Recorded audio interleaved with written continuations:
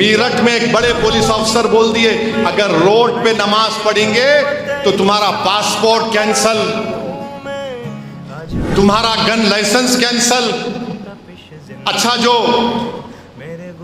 हम रोड पे नमाज पढ़े तो पासपोर्ट कैंसल, कोई दूसरे रोड पे चले तो आप हेलीकॉप्टर से फूल बरसाएंगे। हाँ, ये आपका इंसाफ है। आप करेंगे तो कोई बात नहीं, we will shower flower from the helicopter. और हम 10 मिनट 5 मिनट की नमाज पढ़े नहीं करें। नमस्कार, द ट्रुथ के इस अंक में मैं प्रीति पांडे अपने सभी दर्शकों का बहुत स्वागत करती हूं। दोस्तों, द ट्रुथ में आज हम बात करने वाले हैं ईद के त्योहार की, जिसके पहले ही उत्तर प्रदेश की पुलिस ने एक ऐसा फरमान जारी कर दिया है जिसके बाद से विवाद हो रहा है, चर्चा खड़ी हो रही है। लोग दलीलें दे रहे हैं कि भाई हिंदुओं के लिए अलग नियम, मुसलमानों के लिए अलग नियम क्यों? रिस्ट्रिक्शंस अगर मुसलमानों पर हैं तो फिर हिंदुओं के किसी आयोजन के समय वो रिस्ट्रिक्शंस कहां गायब हो जाती हैं? दरअसल उत्तर प्रदेश की पुलिस ने ईद से पहले एक फरमान जारी किया जिसमें यह कहा गया है कि नमाजी अगर सड़क पर नमाज अदा करते पाए गए, खुले में नमाज अदा करते पाए गए या अपनी घर की छतों पर भी नमाज अदा करते पाए गए तो उनके विरुद्ध कार्रवाई की जाएगी। इसको लेकर परमिशन नहीं दी गई है। इतना ही नहीं, यहां पर पासपोर्ट को लेकर के भी कार्रवाई की बात की जा रही है कि आपका पासपोर्ट तक जब्त किया जा सकता है। अब इसको लेकर के तमाम तरह की प्रतिक्रियाएं तो आनी लाजमी ही थी। विपक्षी खेमे ने कई तरीके से इस पूरे मुद्दे को लेकर के प्रतिक्रियाएं दी। कुछ ट्वीट्स आए हैं, पहले आप उन ट्वीट्स पर गौर फरमा लीजिए। लेकिन साथ ही साथ आपको बता दें कि सिर्फ विपक्षी खेमा ही नहीं बल्कि सत्ता पक्ष के कुछ सहयोगी दल भी इस विषय पर बीजेपी से अलग राय रखते हैं। मसलन अगर हम आरएलडी के प्रमुख जयंत चौधरी का जिक्र करें तो जयंत चौधरी ने जैसे ये फरमान सामने आया एक ट्वीट किया। उस ट्वीट में उस आर्टिकल का जिक्र था जिसमें इस फरमान से संबंधित तमाम जानकारियां साझा की गई थी। कुछ नमाजियों की तस्वीर थी और साथ में लिखा हुआ था पॉलिसिंग टुवर्ड्स ऑरवेलियन 1984। आपको ये बुक पढ़नी चाहिए अगर इसके बारे में आपको नहीं पता है तो, क्योंकि वो जो पुलिसिंग स्टेट था कोई चाहेगा नहीं। खैर, जयंत चौधरी ने तो बड़े टैक्टफुली अंदाज में इस पूरे विषय पर अपनी अलग राय रखी और जब मीडिया ने उनसे सवाल भी पूछा तो उन्होंने कहा कि ठीक है, आपको अगर सड़क पर नमाज नहीं अदा करने देनी, आपने रिस्ट्रिक्शंस लगाए हैं तो ठीक है, उसका पालन कराइए, लेकिन पासपोर्ट जब्त करना, इस तरह की कार्रवाई तो तर्कसंगत नजर नहीं आती। मतलब उन्होंने अपनी राय रख दी है कि आप रिस्ट्रिक्शंस लगाइए लेकिन थोड़ा सोच विचार करके। ये बहुत ज्यादा नहीं होना चाहिए, अति नहीं होनी चाहिए। हम बात सिर्फ जयंत चौधरी की क्यों कर रहे हैं, हम बात चिराग पासवान की भी करेंगे। एक टीवी के कार्यक्रम में चिराग पासवान पहुंचे थे। इस कार्यक्रम में चिराग पासवान से कुछ सवाल पूछे गए और बात हिंदू मुस्लिम वाले जो विषय इन दिनों बड़ी चर्चा में है उस पर पूछा गया तो चिराग पासवान ने खुलकर कह दिया ये बकवास है, इस पर तो बात ही नहीं होनी चाहिए, समय की बर्बादी है।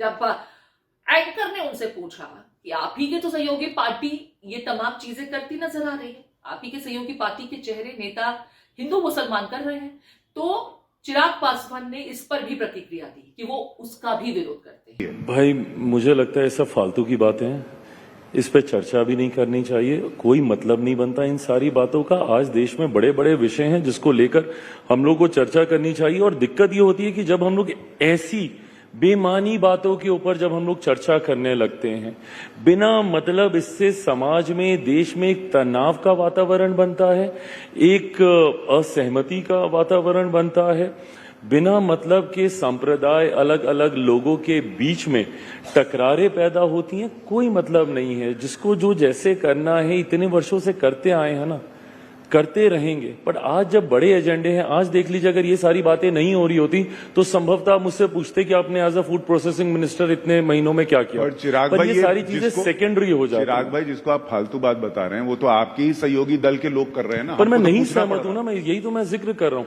भाई देखिए, मैं 21वीं सदी का पढ़ा लिखा ही हूं, मुझे इन सब बातों से, और मैंने इस बात को बोलते बोलते मैंने कहा है कि धार्मिक विषयों में नहीं इंटरफेयर करना चाहिए, वो व्यक्तिगत आस्था का विषय है।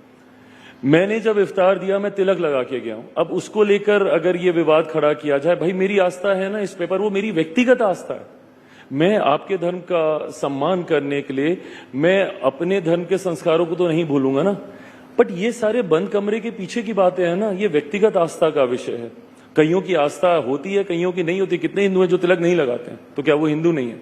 बट ये सारी व्यक्तिगत आस्था का विषय, इसको क्यों सार्वजनिक तौर पर या इसको क्यों जनरलाइज करने का प्रयास किया जा रहा है। मैं अपने सहयोगियों की भी मैं बात कर रहा हूं, अगर आप उनका भी नाम लेकर बोल रहे हैं कि वो लोग ये करते हैं, मैं इस राजनीति से सहमत नहीं हूं। मैं मानता हूं कि आज की तारीख में there are bigger issues, there are bigger things that needs to be addressed and we need to talk about that rather than just talking about Hindu and Muslim. अगर ये सब कुछ देश में नहीं हो रहा होता तो मुमकिन है कि उस समय एंकर उनसे जो ये सवाल पूछ रहे हैं वो इसके विपरीत उनके विभाग से संबंधित सवाल पूछते तो बेहतर होता, विकास के मुद्दों पर बात होती, लेकिन ऐसा होता नहीं है। चलिए, बात हुई चिराग पासवान की, जयंत चौधरी की, लेकिन बात हमें नीतीश कुमार की भी करनी चाहिए, बात हमें चंद्रबाबू नायडू की भी करनी चाहिए। चंद्रबाबू नायडू जो वक्फ को लेकर के बाकायदा आंध्र में जब गए तो इफ्तार पार्टी तो दी ही दी, तमाम मुसलमानों को यह समझा दिया कि वक्फ के मुद्दे पर उनकी संपत्ति के हितों की रक्षा के लिए वो उनके साथ खड़े हैं। इतना ही नहीं, नीतीश कुमार जो मोदी जी के प्रिय मुख्यमंत्री हैं, अति प्रिय मुख्यमंत्री हैं, उनकी ही सरकार के मंत्री इफ्तार पार्टियां दे रहे हैं और उन इफ्तार पार्टियों में जो मुसलमान पहुंच रहे हैं वो बाकायदा नमाज भी वहीं अदा कर रहे हैं। ये तमाम लोग अपने एक्ट्स से बीजेपी को ये कन्वे कर चुके हैं कि हिंदू मुसलमान जैसे विषय से उनकी सोच कुछ अलग है। आप रिस्ट्रिक्शंस लगाइए, लेकिन वो रिस्ट्रिक्शंस जायज होनी चाहिए। मसलन कुछ लोगों ने सोशल मीडिया पर तो यहां तक सवाल पूछ लिया कि सावन के महीने में कांवड़ियों के लिए इतनी रियायतें दी जाती हैं, सड़कें डाइवर्ट कर दी जाती हैं, छुट्टियां तक डिक्लेयर कर दी जाती हैं कुछ समय के लिए स्कूलों की, क्योंकि इतनी ज्यादा कांवड़ियों की आवाजाही होती है कि ट्रैफिक घंटों प्रभावित रहता है। तब वो रिस्ट्रिक्शंस ध्यान नहीं आते। उनके लिए आजादी और दूसरों पर पाबंदी, ये तो गलत हुआ ना। और इसी तरह की तमाम दलीलों से इस विषय के बाद सोशल मीडिया पर लोगों के आर्ग्यूमेंट्स पटे पड़े। दोस्तों, इस विषय को आप किस तरीके से देखते हैं? क्या सड़क पर नमाज पढ़ने की इजाजत देनी चाहिए? और अगर नहीं तो जो लोग धार्मिक आयोजन सड़क पर करते हैं, जिसमें माता की चौकी भी हो सकती है, भंडारा भी हो सकता है, या कुछ और आयोजन भी जिसमें कांवड़ियों की आवाजाही भी शामिल है, इसको लेकर के लोग दलीलें दे रहे हैं। आप इससे कितना इत्तेफाक रखते हैं?